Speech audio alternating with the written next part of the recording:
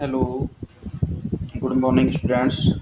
आज हम BEd first year के विषय अधिगम एवं शिक्षण के प्रकरण सामूहिक चर्चा ग्रुप डिस्कशन के बारे में अध्ययन करेंगे। गत कक्षा में अपन ने सहकारी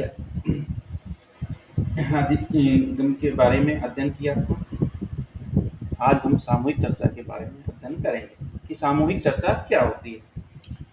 देखिए, सामूहिक चर्चा यानी कुछ लोगों का एक समूह बना लिया जाता है और किसी भी प्रकरण को उनके सामने रख दिया जाता है और सभी को स्वतंत्रता होती है कि वो अपने विचार उस पर रख सकते हैं।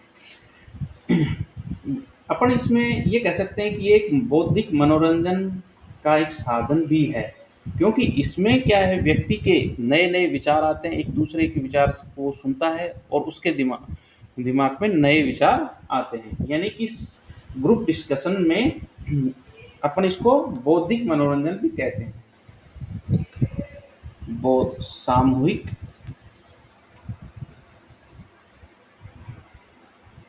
चर्चा में बौद्धिक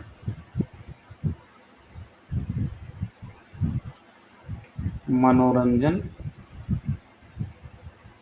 किया जाता है।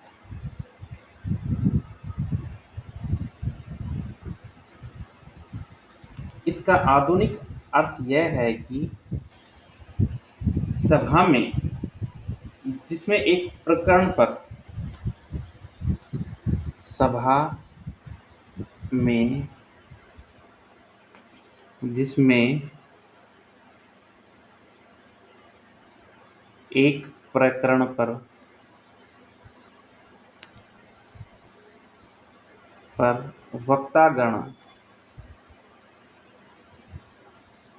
वक्तागण अपने विचार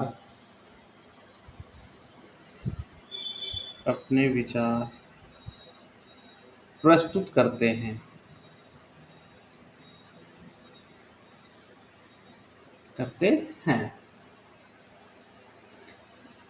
इसमें एक क्रम में प्रकरण संबंधी विचारों को प्रस्तुत करने का आयोजन किया जाता है। इसमें एक क्रम में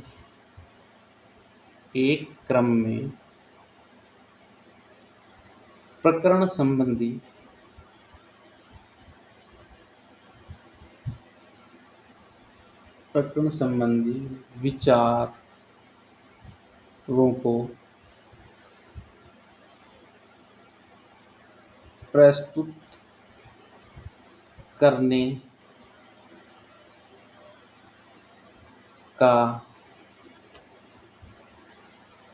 करने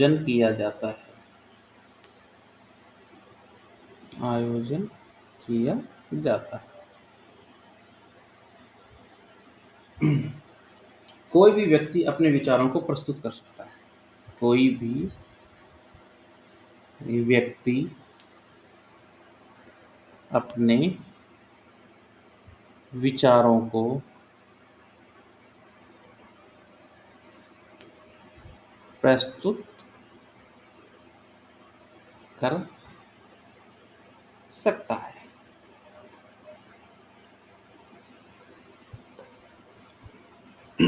सामूहिक चर्चा एक ऐसा समूह है जिसमें श्रोताओं को उत्तर के प्रकार विचारों से अवगत कराया जाता है और श्रोतागण प्रकरण संबंधी सामान्य तैयारी में कुशल एवं विचारों को सम्मिलित करते हैं। सामूहिक चर्चा की प्रक्रिया में समस्या के विभिन्न पक्षों को समझना होता है। यानी कि सामूहिक चर्चा को जब अपन किसी भी प्रकरण के बारे में उसकी समस्याओं के विभिन्न पक्षों को समझना होता है और सामूहिक चर्चा किसी निर्णय पर नहीं पहुंचती है। श्रोतागण अपने निर्णय लेने में स्वतंत्र हैं। यानी कि जो श्रोतागण हैं, यानी जो सुनने वाले हैं, वो अपना निर्णय लेने में स्वतंत्र हैं। सामूहिक चर्चा के अंत में प्रकरण संबंधी वाद विवाद खुला रहता है। इसे हम एक अंत्य प्रक्रिया भी कहते हैं। अब सामूहिक चर्चा की विशेषता। सामूहिक चर्चा की विशेषताएं।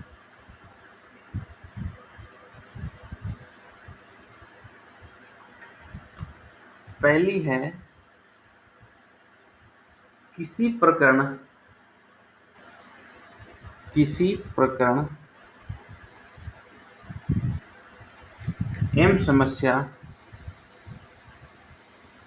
एवं समस्या के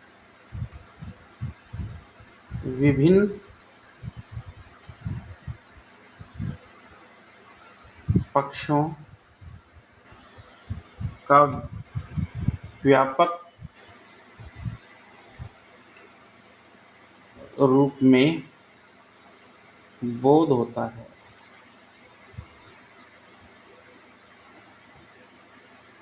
दूसरा, श्रोतागणों को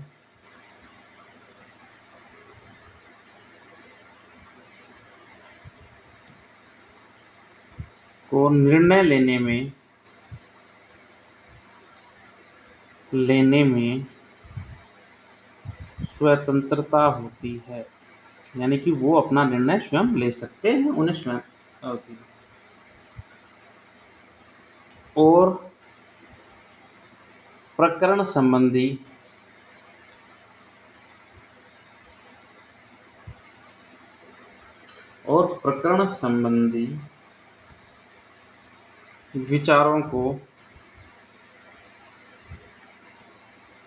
विचारों को प्रस्तुत करने की भी स्वतंत्रता होती है, यानी कि वो अपने विचार निर्णय लेने की भी स्वतंत्रता और विचार देने की भी स्वतंत्रता होती है। तीसरा है, इसमें समायोजन व सहयोग की भावना का विकास होता है।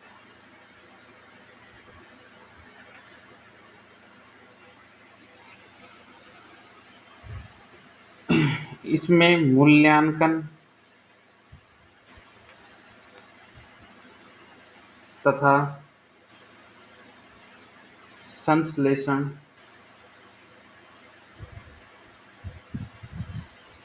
क्षमताओं का विकास होता है।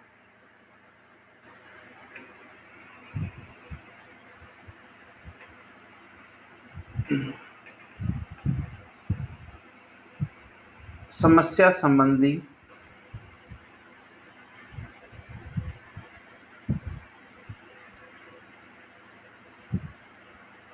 दोनों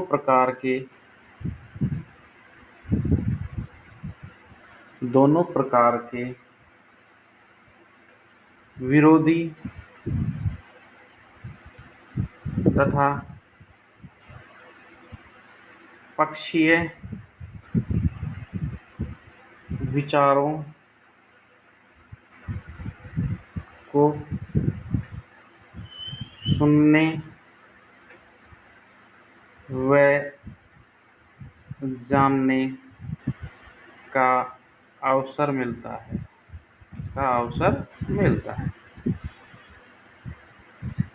तो ये सामूहिक चर्चा की विशेषताएं हैं कि इसमें सामूहिक चर्चा से क्या-क्या विशेषताएं इसमें समाहित हैं।